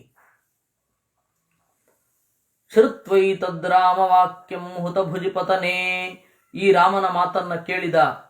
ನೀನು ಏನಾದರೂ ಬರಲಿಲ್ಲ ಅಂತಂದ್ರೆ ಹುತಭುಜಿ ಪತನೇ ಪ್ರತಿಜ್ಞಾಂ ಕೃತ್ವಾ ರಾಮೋಕ್ತಸ್ಯ ಅನ್ಯಥಾತ್ವೇ, ರಾಮನ ಮಾತು ತಪ್ಪಿದರೆ ಹುತಭುಜಿ ಪತನೆ, ಅಗ್ನಿಪ್ರವೇಶ ಮಾಡ್ತೇನೆ ಅಂತ ಹೇಳಿದ. ಇನ್ನು ತಾವತ್, ನೀನು ಬರುವಲ್ಲಿಯವರೆಗೆ ಒಂದು ಪ್ರತಿಜ್ಞೆ, ನೀನು ಬರದೇ ಹೋದ್ರೆ ಆತ್ಮಹತ್ಯೆ ಮಾಡ್ಕೊಳ್ತೇನೆ ಬೆಂಕಿಗೆ ಬಿದ್ದು. ಎರಡನೆಯದ್ದು, ನೀನು ಬರುವಲ್ಲಿಯವರೆಗೆ ಪುರಂ ನ ಅಭಿವೇಕ್ಷೆ, ಅಯೋಧ್ಯೆಯ ಒಳಗಡೆ ಹೋಗೋದಿಲ್ಲ ಅಂತ ಅನ್ಯಾಂ ಪ್ರತಿಜ್ಞಾಂ ಕೃತ್ವ, ಎರಡನೆಯ ಪ್ರತಿಜ್ಞೆಯನ್ನ ಮಾಡಿ ಬಹಿರ್ಗ್ರಾಮಕ್ಕೆ ನಂದಿನಾಮ್ನಿ, ಅಯೋಧ್ಯೆಯ ಸಿಟಿ ಔಟ್ಸ್ಕರ್ಟ್ಸ್ ಅಂತ ಹೇಳ್ತೇವಲ್ಲ ಹಾಗೆ ಒಂದು ನಂದಿ ಅಂತ ಗ್ರಾಮ ಇತ್ತು. ಅಲ್ಲಿ ಶ್ರೀಶಸ್ಯೈವ ಪರಮಕಂ ಪೌರಟಂ ಪಾದಪೀಠಂ, ಪರಮಾತ್ಮನ ಶ್ರೇಷ್ಠವಾದ ಪೌರಟಂ ಬಂಗಾರದ ಪಾದಪೀಠಂ ಹಾವಿಗೆಯನ್ನ ಶಿರಸಿ ಕೃತ್ವ ತಲೆಯ ಮೇಲೆ ಇಟ್ಟುಕೊಂಡು ಹೊರಟ. ರಾಮಚಂದ್ರ ಕಾಡಿನಲ್ಲಿ ಹೋಗುವಾಗ ಬರಿಗಾಲಲ್ಲಿ ಹೋಗಿದ್ದು. ಯಾಕೆ ಅಂದರೆ ಕಾಡಿನಲ್ಲಿ ವಾಸ ಮಾಡೋದು ಅಂದರೆ ಪೂರ್ತಿ ಕಾಡಿನಲ್ಲಿಯೇ ವಾಸ ಮಾಡೋದು. ಅಲ್ಲಿ ಕಾಡಿನಲ್ಲಿ ವಾಸ ಮಾಡೋದು ಅಂತ ಹೇಳಿದರೆ ಅವರಿಗೆ ನಗರದ ಅಥವಾ ಹಳ್ಳಿಯ ಯಾವುದೇ ಒಂದು ಪ್ರಾಡಕ್ಟನ್ನು ಮುಟ್ಟಬಾರದು. ಹಾಲು, ಹಿಟ್ಟು ಯಾವುದನ್ನು ಮುಟ್ಟಬಾರದು. ಇಲ್ಲಾಂದ್ರೆ ನಗರದಲ್ಲಿ ವಾಸ ಮಾಡೋದೇ ಆಗಿಬಿಡತ್ತೆ ಅಂತ ಆಗಿನವರ ಯೋಚನೆ. ಅದರಿಂದಾಗಿ ಹಾವಿಗೆಯನ್ನು ಹಾಕೊಂಡು ಹೋಗಿರಲಿಲ್ಲ. ಹಾಗಾದ್ರೆ ಬಂಗಾರದ ಹಾವಿಗೆ ಎಲ್ಲಿಂದ ಬಂದದ್ದು? ಬಂಗಾರದ ಹಾವಿಗೆ ಎಲ್ಲಿಂದ ಬಂದದ್ದು ಅಂದರೆ ಭರತ ರಾಮನನ್ನ ಕರೆದುಕೊಂಡು ಹೋಗುವಾಗ ಬಂಗಾರದ ಹಾವಿಗೆಯನ್ನ ಹಾಕಿ ಕರ್ಕೊಂಡು ಹೋಗಬೇಕು ಅಂತ ಇತ್ತು. ರಾಮ ಬರಲಿಲ್ಲ. ಆದ್ದರಿಂದ ಅವನ ಸನ್ನಿಧಾನ ಈ ಪಾದುಕೆಗಳಲ್ಲಿ ಇರಲಿ ಅಂತ ಹೇಳಿ ಒಂದು ಬಾರಿ ಆ ಪಾದುಕೆಯ ಮೇಲೆ ನಿಲ್ಲಿಸಿ ಮತ್ತೆ ಅವನು ಇಳಿದ ಮೇಲೆ ಆ ಪಾದುಕೆಯನ್ನು ತಲೆ ಮೇಲೆ ಹೊತ್ತುಕೊಂಡು ಹೋದ. ಅದೇ ಪಾದುಕೆಯನ್ನು ತಂದು ರಾಮಚಂದ್ರ ಅಯೋಧ್ಯ ಪಟ್ಟಣದ ಒಳಬರುವಾಗ 14 ವರ್ಷ ಆದಮೇಲೆ ಅದನ್ನು ಹಾಕಿದ. ಅದು ಈ ಎಲ್ಲಿಂದ ಬಂತು ಅಂತ ಬಹಳ ಜನರಿಗೆ ತಲೆಬಿಸಿ. ಇನ್ನು ಕೆಲವರೆಲ್ಲ ನೋಡಿ ಕೈಕೇಯಿ ಹೇಳ್ಕೊಟ್ಟಿದ್ದನ್ನ ರಾಮಚಂದ್ರ ಬರಿಗಾಲಲ್ಲಿ ನಡಿಬೇಕು ಅಂತ ಹೇಳಿ ಹಾವಿಗೆ ತಗೊಂಡು ಹೋಗು ಅಂತ ಹೇಳೋದು ಅಂತ, ಇವೆಲ್ಲ ಪಾಪ ಅವರವರ ಕಲ್ಪನೆಗಳು. ಅಲ್ಲಿಲ್ಲ, ಇರೋದು ಹೀಗೆ. ಶಿರಸಿ ಪರಮಕಂ ಪೌರಟಂ ಪಾದಪೀಠಂ ಸಮಸ್ತ ಪೌರಾನುಗತೆ ನಿಜೇ ಜನೆ ಸಚಿತ್ರಕೂಟೆ ಭಗವಾನುವಾತಃ ಅಥಾ ಜಗಾಮೇಂದ್ರ ಸುತೋಪಿ ವಾಯತೋ ಮಹಾಸುರೇಣ ಆತ್ಮಗತೇನ ಚೋದಿತಃ. ಇಲ್ಲಿಗೆ ಅಯೋಧ್ಯಾಕಾಂಡದ ಹೆಚ್ಚಿನ ನಿರ್ಣಯ ಆಯಿತು, ಸುಮಾರು 8 ಶ್ಲೋಕಗಳಿಂದ. ವಾಲ್ಮೀಕಿ ರಾಮಾಯಣದಲ್ಲಿ ಯುದ್ಧಕಾಂಡ ಬಿಟ್ಟರೆ ನೆಕ್ಸ್ಟ್ ದೊಡ್ಡ ಕಾಂಡ ಅಂತ ಹೇಳಿದ್ರೆ ಅಯೋಧ್ಯಾಕಾಂಡ. ಆ ಅಯೋಧ್ಯಾಕಾಂಡದ ಸಾರವನ್ನ 8 ಶ್ಲೋಕಗಳಲ್ಲಿ ಹೇಳಿ ಆಚಾರ್ಯರು ಅಯೋಧ್ಯಾಕಾಂಡದ ಕಡೆಯ ಭಾಗ ಅದನ್ನ ಹೇಳ್ತಾ ಇದ್ದಾರೆ. ವಾಯ ಸಾಕ್ಷಿ ತಕ್ಷಣ. ಈ ಕಾಕಾಸುರನ ನಿಗ್ರಹ ಅಂತ ಏನಿದೆ, ಆ ಕಾಕಾಸುರನ ನಿಗ್ರಹ ವಾಲ್ಮೀಕಿ ರಾಮಾಯಣದಲ್ಲಿ ನಮಗೆ ಮೊಟ್ಟ ಮೊದಲ ಬಾರಿಗೆ ಕೇಳೋದು ಸೀತೆಯ ಬಾಯಲ್ಲಿ ಸುಂದರಕಾಂಡದಲ್ಲಿ. ವಾಲ್ಮೀಕಿ ರಾಮಾಯಣದಲ್ಲಿ ಯಾಕೆ ಅಲ್ಲಿ ಹೇಳಿದ್ದು, ಸುಂದರಕಾಂಡದಲ್ಲಿ ಯಾಕೆ ಹೇಳಿದ್ದು ಅಂದರೆ, ಅವಳು ನೀನು ರಾಮಚಂದ್ರನ ದೂತ ಅಂತ ಹೇಳ್ತೀಯ, ರಾಮಚಂದ್ರ ಹೇಗಿದ್ದಾನೆ ಹೇಳು ನೋಡೋಣ ಅಂತ ಹೇಳ್ತಾಳೆ. ಆಗ ಹನುಮಂತ ರಾಮನ ಅಡಿಯಿಂದ ಮುಡಿಯವರೆಗಿನ ಪೂರ್ತಿ ಚಿತ್ರಣವನ್ನ ಅಲ್ಲಿ ಕೊಡ್ತಾನೆ. ಸೀತೆಗೆ ನಂಬಿಕೆ ಬರುತ್ತೆ, ಇಲ್ಲ ಖಂಡಿತವಾಗಿ ರಾಮ ಕಳಿಸಿದ್ದಾನೆ ಅಂತಂದ್ರೆ ಎಲ್ಲವನ್ನ ಯೋಚನೆ ಮಾಡಿ ಕಳುಹಿಸಿದ್ದಾನೆ ಅಂತ ಹೇಳ್ತಾನೆ. ಸರಿ, ಆಮೇಲೆ ಅವನು ಉಂಗುರ ಕೊಡ್ತಾನೆ. ಅವಳೇನ್ ಮಾಡ್ತಾಳೆ, ಅವನು ಉಂಗುರ ಕೊಟ್ಟಿದ್ದಕ್ಕೆ ಪ್ರತಿಯಾಗಿ ಚೂಡಾಮಣಿ ಜಡಬಿಲ್ಲೆಯನ್ನ ಅವಳು ಕೊಡ್ತಾಳೆ. ಇವತ್ತು ಕ್ಲಿಪ್ ಹಾಕುವ ಹಾಗೆ ಬೇರೆ ಬೇರೆ ತಲೆಮುಡಿಯನ್ನ ಕಟ್ಟುವ ವಸ್ತುಗಳನ್ನು ಕೊಡುವ ಹಾಗೆ ಅವತ್ತು ಚೂಡಾಮಣಿ ಅಂತ, ಜಡಬಿಲ್ಲೆ ಅಂತ ಕನ್ನಡದಲ್ಲಿ ಕರೀತಾರೆ. ಆ ಜಡಬಿಲ್ಲೆ ಸೀತೆ ಅದನ್ನು ಕೊಟ್ಟಿದ್ದು ಹಾಗೆ ತಗೊಂಡು ಹೋದ್ರೆ ಇಂಥದ್ದು ಅದು ಆ ಕೇವಲ ವಸ್ತು ಅಂತನ್ನೋದು ಅವರೊಡನೆ ಸಂವಾದ ಮಾಡಿದೆ ಅಂತ ಆಗಲ್ಲ. ನಿಮ್ಮ ಮನೆಗೆ ಬಂದು ನಾನು ಒಂದು ಪುಸ್ತಕವನ್ನು ಪೆನ್ನನ್ನು ಎತ್ಕೊಂಡು ಹೋದರೆ ಅದು ನೀವು ಕೊಟ್ಟಿರಬೇಕಾಗಿಲ್ಲ, ಎತ್ಕೊಂಡು ಹೋಗ್ಬೋದು. ಅದಕ್ಕಾಗಿ ಏನಾದ್ರು ಸೈನ್ ಬೇಕು, ಅದು ಇದು ಹೀಗೆ ಪ್ರೀತಿಯಿಂದ ಈ ಪುಸ್ತಕವನ್ನು ನಿಮಗೆ ಕೊಡಲಾಗಿದೆ ಅಂತ ಏನಾದ್ರು ಸೈನ್ ಇದ್ರೆ ಓಹ್ ಸಂವಾದ ಮಾಡ್ಕೊಂಡು ಬಂದಿದ್ದಾರೆ ಅಂತ. ಹಾಗೆ ಹನುಮಂತ ಇದನ್ನ ಇದು ಜಡಬಿಲ್ಲೆಯನ್ನು ತಂದ, ಸೀತೆ ಪಕ್ಕದಲ್ಲಿ ಇಟ್ಟಿದ್ದಾಗ ಎತ್ಕೊಂಡು ಬಂದಿರ್ಬೋದಲ್ಲ. ಹಾಗಿಲ್ಲ ಅಂತ ಹೇಳಲಿಕ್ಕೆ ಸೀತೆಗೆ ಮಾತ್ರ ಗೊತ್ತಿರುವ ಒಂದು ಘಟನೆಯನ್ನು ಹೇಳಿದರೆ ಅದು ರಾಮನಿಗೆ ತಲುಪತ್ತೆ. ಅದೇ ಕಾಕಾಸುರ ನಿಗ್ರಹ. ಅದನ್ನ ಹನುಮಂತ ರಾಮನಿಗೆ ಬಂದು ನೇರವಾಗಿ ಹೇಳಿ, ರಾಮ ಅದನ್ನ ಕೇಳಿಕೊಂಡು ಓ ಮಾತನಾಡಿ ಬಂದಿದ್ದಾನೆ ಅಂತ ಸಂತೋಷವನ್ನು ಅನುಭವಿಸಿದ. ಅದಾದ ಮೇಲೆ ಈ ಮಾತಾಡಿದ ಮೇಲೆ, ಇಷ್ಟು ಹತ್ತಿರವಾಗಿ ಮಾತನಾಡಿದ ಮೇಲೆ ಭೌತಿಕವಾದ ಒಂದು ವಸ್ತು ಚೂಡಾಮಣಿ ಅದನ್ನು ಇಟ್ಟಿದ್ದು. ಇದು ಒಟ್ಟಾರೆ ಘಟನೆ. ಆ ಕಾಕಾಸುರ ನಿಗ್ರಹ ಸುಂದರಕಾಂಡದಲ್ಲಿ ಇದೆ, ಆದರೆ ಯಾವಾಗ ನಡೆದದ್ದು ಅದು ಅನ್ನೋದು ನಮಗೆ ಗೊತ್ತಾಗಲಿಲ್ಲ. ಅದಕ್ಕೆ ಆಚಾರ್ಯರು ಹೇಳಿದ್ರು, ಆ ಕಾಕಾಸುರ ನಿಗ್ರಹ ನಡೆದದ್ದು ಭರತ ಹೋದ ಕೂಡಲೇ, ಅಂದ್ರೆ ಒಂದು 4-5 ದಿವಸ ಆಗಿದೆ. ಭರತ ಹೋಗಿ 4-5 ದಿವಸದ ಒಳಗಡೆಯೇ, 4-5 ದಿವಸದಲ್ಲಿಯೇ ಈ ಕಾಕಾಸುರ ನಿಗ್ರಹ ಅನ್ನೋದು ನಡೆಯಿತು. ಅಲ್ಲಿ ವಾಲ್ಮೀಕಿ ರಾಮಾಯಣದಲ್ಲಿ ಮತ್ತೆ ಬೇರೆ ಬೇರೆ ಪುರಾಣಗಳಲ್ಲಿ ನಮಗೆ ಇಷ್ಟು ಸ್ಫುಟವಾಗಿ ಗೊತ್ತಾಗೋದಿಲ್ಲ. ಈ ಕಾಕಾಸುರ ನಿಗ್ರಹದ ಕಥೆ ಗೊತ್ತಾಯಿತು. ಆ ಕಾಕಾಸುರನ ಹಿಂದೆ ಏನಿತ್ತು, ಏನಿರಲಿಲ್ಲ, ಏನಾಯಿತು, ರಾಮನ ಬಾಣದ ಪವರ್ ಎಂಥದದು, ಒಂದು ಇಡೀ ಜೆನೆಟಿಕಲ್ ಕ್ವಾಲಿಟಿಯನ್ನೇ ಡಿಸ್ಮ್ಯಾಂಟಲ್ ಮಾಡುವಂತಹ ಒಂದು ಶಕ್ತಿ ಅದಕ್ಕೆ ಇದೆ ಅಂತೆಲ್ಲ ಅಲ್ಲಿ ಇದೆ. ಅದನ್ನ ಸ್ಫುಟವಾಗಿ ಇಲ್ಲಿ ಹೇಳ್ತಾ ಇದ್ದಾರೆ. ಆ ರಾಮನ ಬಾಣದ ಮಹತ್ವ ಏನು ಅಂತ. ಹೀಗೆ ನಾವು ಇಷ್ಟು ಪೀಠಿಕೆಯೊಂದಿಗೆ ಆ ಕಾಕಾಸುರ ನಿಗ್ರಹದ ಕಥೆಗೆ ಎಂಟ್ರಿ ಆಗ್ಬೇಕಾಗತ್ತೆ. ಬರೋಣ.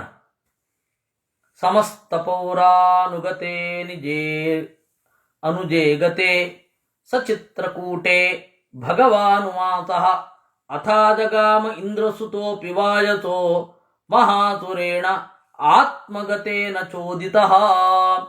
ಸಮಸ್ತ ಪೌರಾನುಗತೆ, ಎಲ್ಲ ಪಟ್ಟಣದವರು, ರಾಮನನ್ನ ಕಾಣಲಿಕ್ಕೆ ಅಂತ ಬಂದವರು, ರಾಮನನ್ನು ನಾವು ಒಲಿಸ್ತೇವೆ, ಭರತನ ಜೊತೆಗೆ, ಭರತನಿಗೆ ನೈತಿಕವಾದ ಬೆಂಬಲ ಕೊಡ್ತೇವೆ ಅಂತ ಜೊತೆಗೆ ಬಂದವರು ಎಲ್ಲರೂ ಮರಳಿದರು. ಆಗ ಚಿತ್ರಕೂಟೆ ಭಗವಾನ್ ವಾಸ, ಅವರು ಹೋದ ಮೇಲೆ ಚಿತ್ರಕೂಟದಲ್ಲಿ ವಾಸ ಮಾಡಿದ. ಆ ಚಿತ್ರಕೂಟದಲ್ಲಿ ವಾಸ ಮಾಡುವಾಗ ಇಂದ್ರಸುತೋಪಿ ವಾಯಸಃ, ಇಂದ್ರನ ಮಗ, ಅವನ ಹೆಸರು ಜಯಂತ ಅಂತ. ಆ ಇಂದ್ರನ ಮಗ ಜಯಂತ ವಾಯಸಃ ಕಾಗೆ ರೂಪದಲ್ಲಿ ಇದ್ದ. ಮಹಾಸುರೇಣ ಆತ್ಮಗತೇನ ಚೋದಿತಃ, ಅವನ ಒಳಗಡೆ ಒಬ್ಬ ಅಸುರ ಇದ್ದ. ಅವನ ಹೆಸರೇನು ಅಂತ ಮುಂದೆ ಹೇಳ್ತಾರೆ. ಕುರಂಗನಾಮ್ನಃ ಅಂತ ಹೇಳಿ 15ನೇ ಶ್ಲೋಕದಲ್ಲಿ ಹೇಳ್ತಾರೆ. ಯಾಕೆಂದ್ರೆ ಹೇಳುವಾಗ ಕ್ರಮಬದ್ಧವಾಗಿ ಹೇಳಲ್ಲ, ಹೇಳ್ತಾ ಇರ್ತಾರೆ. ಅವನು ಹೀಗೆ ಮಾಡ್ದ, ಹಾಗೆ ಮಾಡ್ದ, ಹೀಗೆ ಮಾಡ್ದ, ಈ ರೀತಿ ಕುರಂಗನನ್ನು ನಿಗ್ರಹ ಮಾಡಿದಾಗ. ಅಂದ್ರೆ ಇವತ್ತು ನಾವು ಹೇಳಬೇಕಾದ್ರೆ ಒಬ್ಬ ಅಸುರ ಇದ್ದ, ಅವನ ಹೆಸರು ಕುರಂಗ ಅಂತ. ಅವನು ಜಯಂತನ ಒಳಗಡೆ ಪ್ರವೇಶ ಮಾಡಿದ. ಆದ್ದರಿಂದಾಗಿ ಜಯಂತನಿಗೆ ದುರ್ಬುದ್ಧಿ ಬಂದು ಸೀತೆಯನ್ನ ಕಾಡ್ಲಿಕ್ಕೆ ಬಂದ, ಹೀಗೆ ಹೇಳಬೇಕಾಗತ್ತೆ. ಅವತ್ತು ನಮಗೆ ಜಯಂತ ಕುರಂಗ ಅಂತನ್ನುವ ಅಸುರನ ಸಪೋರ್ಟ್ ಮಾಡಿದ್ದ ಅಂತ ಹೇಳಿ ನಮಗೆ ಬರೋದು 15ನೇ ಶ್ಲೋಕದಲ್ಲಿ. ನಾವೀಗಿರೋದು 9ನೇ ಶ್ಲೋಕದಲ್ಲಿ. ಅಂದ್ರೆ ಆ ಕಥೆ ಹೇಳುವಾಗ ಹೀಗೇ ಮಾಡ್ಕೊಂಡು ಹೋಗಬೇಕು ಅಂತ ಇಲ್ಲ. ಕಥೆ ಹೇಳುವವರ ಚಾಯ್ಸ್ ಅದು. ಯಾವಾಗ ಯಾವ ಘಟನೆ ಇರುತ್ತೆ ಆ ಘಟನೆಯನ್ನು ಹಿಂದೆ ಮುಂದೆ ಮಾಡ್ತಾರೆ, ಘಟನೆಯಲ್ಲಿರುವ ವ್ಯಕ್ತಿಯನ್ನು ಆಮೇಲೆ ಹೇಳ್ತಾರೆ, ಘಟನೆಯನ್ನು ಮಾತ್ರ ಹೇಳ್ತಾರೆ, ಘಟನೆಯ ಕೆಲವೊಂದು ಭಾಗವನ್ನು ಪೂರ್ತಿ ಮುಗಿಸಿ ಘಟನೆಯ ನಂತರದ ಭಾಗವನ್ನು ಮತ್ತೆ ಹೇಳ್ತಾರೆ. ಹೈಲೈಟ್ ಅಲ್ಲಿ ಇದು ಘಟನೆಯನ್ನು ಹೇಳುವಾಗ ಒಂದನ್ನು ಹೈಲೈಟ್ ಮಾಡದೆ ಕಡೆಯಲ್ಲಿ ಹೈಲೈಟ್ ಮಾಡ್ತಾರೆ. ಹೀಗೆಲ್ಲ ಅದು ಅವರವರ ಸ್ವಾತಂತ್ರ್ಯಕ್ಕೆ ಸಂಬಂಧಪಟ್ಟದ್ದು. ನರೇಷನ್ ಟೆಕ್ನಿಕ್ಕು ಅದು ಅವ್ರ ಕೈಯಲ್ಲಿರುವಂಥದ್ದು, ಅದು ಅವರನ್ನೇ ಹೋಗಿ ಕೇಳಬೇಕು. ಅವನೇನು ಮಾಡಿದ, ಬಂದ. ಸ ಆಸುರಾವೇತವಚಾದ್ರ ಮಾಸ್ತನೆ ಯದಾ ವ್ಯಧಾತ್ ತುಂಡಮಥಾಭಿವೀಕ್ಷಿತ ಜನಾರ್ದನೇನಾಚು ತೃಣೆ ಪ್ರಯೋಜಿತೆ ಚಚಾರತೇನ ಜ್ವಲತಾನುಯಾತಃ. ಅಸುರಾವೇಶವಶಾತ್, ದೈತ್ಯನ ಆವೇಶ ಆಗಿದ್ದರಿಂದ ಸೀದ ಬಂದು ಸೀತೆಯ ಎದೆಯನ್ನು ಕುಕ್ಕಲಿಕ್ಕೆ ಶುರು ಮಾಡಿದ. ಆಗ ಶ್ರೀರಾಮ ತೃಣೇ ಪ್ರಯೋಜಿತೆ, ಒಂದು ಹುಲ್ಲು ಕಡ್ಡಿಯನ್ನು ಎಸೆದ. ಆ ಹುಲ್ಲು ಕಡ್ಡಿ ಬೆಳಗುತ್ತಾ ಬರ್ತಾ ಇದ್ದಾಗ ಓಡ್ಲಿಕ್ಕೆ ಶುರು ಮಾಡಿದ. ಇವನಿಗೆ ಗೊತ್ತಾಯ್ತು, ಓ ಇದು ಭೀಕರವಾದ ಅಸ್ತ್ರ ಇದು ಅಂತ. ಸ್ವಯಂಭುಚರವೇಂದ್ರ ಮುಖಾನ್ ಸುರೇಶ್ವರಾನ್ ಜಿಜೀವಿಷುಸ್ತಾನ್ ಶರಣಂ ಗತೋಪಿ ಬಹಿಷ್ಕೃತಸ್ಥೈರ ಹರಿಭಕ್ತಿ ಭಾವತೋ ಶಲಂಘ್ಯ ಶಕ್ತ್ಯ ಪರಮಸ್ಯ ಚಾಕ್ಷಮೈಹಿ. ಬ್ರಹ್ಮ ರುದ್ರ ಮೊದಲಾದ ಎಲ್ಲರ ಹತ್ತಿರ ಹೋದ. ಅವರೆಲ್ಲರೂ ಕೂಡ ನಾವು ನಿನಗೆ ಆಶ್ರಯ ಕೊಡೋಲ್ಲ, ಯಾಕೆಂದರೆ ದೈವದ್ರೋಹ ಮಾಡಿದ್ದಿ ಅಂತ ಹೇಳಿದ್ರು. ಹರಿಭಕ್ತಿ ಭಾವತಃ, ಹಾಗಾದರೆ ಕೇವಲ ಪರಮಾತ್ಮನ ಭಕ್ತಿ ಇರೋದ್ರಿಂದಾಗಿ ಅವನನ್ನು ದೂರ ತಳ್ಳೋದ್ರ ಅಂದರೆ ಅಲಂಘ್ಯ ಶಕ್ತಿಯ ಪರಮಸ್ಯ ಚ ಅಕ್ಷಮೈಹಿ. ಪರಮಾತ್ಮನ ಶಕ್ತಿಯನ್ನು ಇವ್ರಿಗೆ ಯಾರಿಗೂ ಮೀರ್ಲಿಕ್ಕೂ ಆಗ್ತಾ ಇರಲಿಲ್ಲ, ದೇವರ ಭಕ್ತಿಯೂ ಇತ್ತು. ಪುನಃ ಪ್ರಯಾತಃ ಶರಣಂ ರಘುತ್ತಮಂ ವಿಸರ್ಜಿತಸ್ತೇನ ನಿಹತ್ಯ ಚಾತುರಂ ತದಕ್ಷಿಕಂ ಸಾಕ್ಷಿಕಮಪ್ಯವಧ್ಯಂ ಪ್ರಸಾದತಶ್ಚಂದ್ರ ವಿಭೂಷಣಸ್ಯ. ಪುನಃ ಪ್ರಯಾತಃ, ಮತ್ತೆ ರಾಮನ ಬಳಿಯೇ ಶರಣು ಹೋದ. ರಾಮ ಏನು ಮಾಡಿದ, ತದಕ್ಷಿಗಂ, ಆ ಕಾಗೆಯ ಕಣ್ಣಿನಲ್ಲಿ ಇರುವ ಕುರಂಗನನ್ನ ಸಾಕ್ಷಿಕಂ, ಕಣ್ಣಿನ ಸಮೇತ ನಿಹತ್ಯ, ಕೊಂದ. ವಿಸರ್ಜಿತ, ಜಯಂತನನ್ನ ಬಿಟ್ಟ. ಜಯಂತನಿಗೆ ಈ ರೀತಿಯಾದ ಶಕ್ತಿ ಬರಲಿಕ್ಕೆ ಕುರಂಗ ಕಾರಣ. ಕುರಂಗನಿಗೆ ಆ ರೀತಿಯಾದ ಶಕ್ತಿ ಬರಲಿಕ್ಕೆ ಚಂದ್ರವಿಭೂಷಣಸ್ಯ ಪ್ರಸಾದತಃ, ಸದಾಶಿವನ ಅನುಗ್ರಹ ಕಾರಣ. ಇಷ್ಟು ನಾವು 12ನೇ ಶ್ಲೋಕದ ತನಕ ನೋಡಿದ್ದು. ಈಗ ನಾವು ನರಸಿಂಹ ಪುರಾಣ ಮತ್ತು ವಾಲ್ಮೀಕಿ ರಾಮಾಯಣ, ಪದ್ಮಪುರಾಣ ಇವುಗಳನ್ನೆಲ್ಲ ಬಂದು ಏನು ನಡೀತು, ಆಚಾರ್ಯರ ನಿರ್ಣಯ ಏನಿದೆ ಅಂತ ಹೇಳಿ ನಾವು ನೋಡಲಿದ್ದೇವೆ. ಪಾದ್ಮದಲ್ಲಿ ಇರೋದು ಹೀಗೆ: ಕದಾಚಿದಂಕೆ ವೈದೇಹ್ಯಾ ಶೇತೆ ರಾಮೋ ಮಹಾಮನಾಹ. ಒಮ್ಮೆ ಸೀತೆಯ ತೊಡೆಯ ಮೇಲೆ ರಾಮ ಮಲಗಿದ್ದ. ಐಂದ್ರಿಕ್ಕಾಕ ಸಮಾಗಮ್ಯ ತಸ್ಮಿನ್ನೇವ ಚಚಾರಹ. ಇಂದ್ರನ ಮಗ ಕಾಗೆ ಜಯಂತ ಬಂದು ಅಲ್ಲಿಯೇ ತಿರುಗಾಡಿದ. ಸದೃಷ್ಟ್ವಾ ಜಾನಕೀಂ ತತ್ರ ಕಂದರ್ಪ ಶರಪೀಡಿತಃ ವಿದದಾರ ನಖೈಸ್ತೀಕ್ಷ್ಣೈಃ ಪೀನೋನ್ನತ ಪಯೋಧರಂ. ಅವನು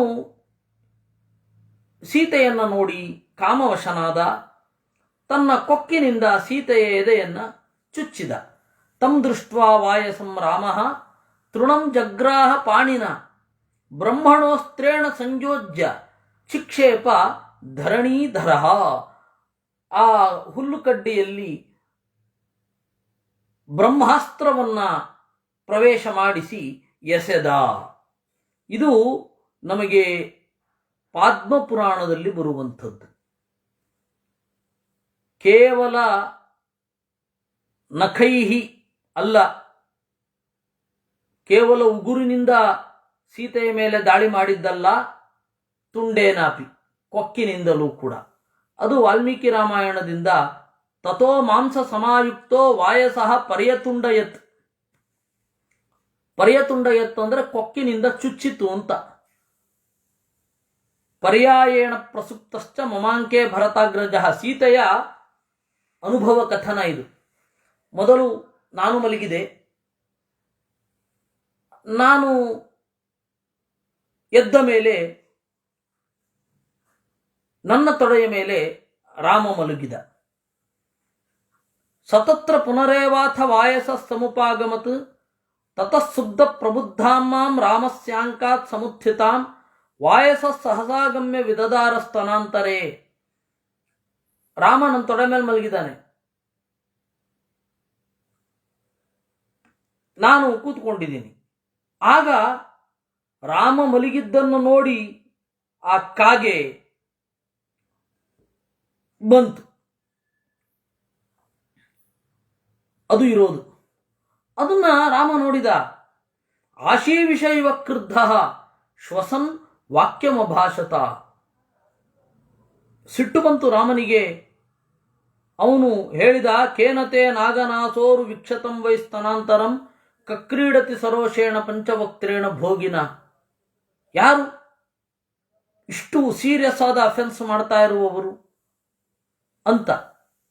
ಅವನ ಬಗ್ಗೆ ಸೀತೆಯ ಪರಿಚಯ ಹೇಳ್ತಾಳೆ. ಪುತ್ರಕ್ಕಿಲ ಸಶಕ್ರಸ್ಯ ವಾಯಸ ಪತತಾಂವರ ಧರಾಂತರಗತ ಶೀಘ್ರಂ ಪವನಸ್ಯ ಗತವು ಸಮಃ ಅಂತ. ಸದರ್ಭಂ ಸಂಸ್ತರಾದ್ ಗೃಹ್ಯ ರಾಮೇಣ ಅಸ್ತ್ರೇಣ ಯೋಜಯತ್ ಸದೀಪ್ತ ಇವ ಕಾಲಾಗ್ನಿರ್ ಜಜ್ವಾಲಾಭಿಮುಖೋ ದ್ವಿಜಂ. ರಾಮಚಂದ್ರ ಒಂದು ಹುಲ್ಲು ಕಡ್ಡಿಯನ್ನ ದರ್ಭೆಯನ್ನ ತೆಗೆದು ಎಸೆದಾಗ ಅದು ಆ ರೀತಿ ಅವನನ್ನು ಅಟ್ಟಿಸಿಕೊಂಡು ಹೋಯಿತು ಅಂತ.